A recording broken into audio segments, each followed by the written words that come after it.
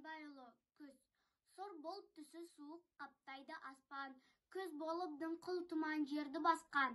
Білмеймін тоңғаныма, жылқы ойнап бие қашқан, тай жарысқан. Жасыл шөп бәйшешек жоқ бұрынғыдай, жастар күлмес, жүгірмес бала шулай. Қайыршы шал кепірдей түсі кетіп, жапырағынан айырылған ағаш қурай.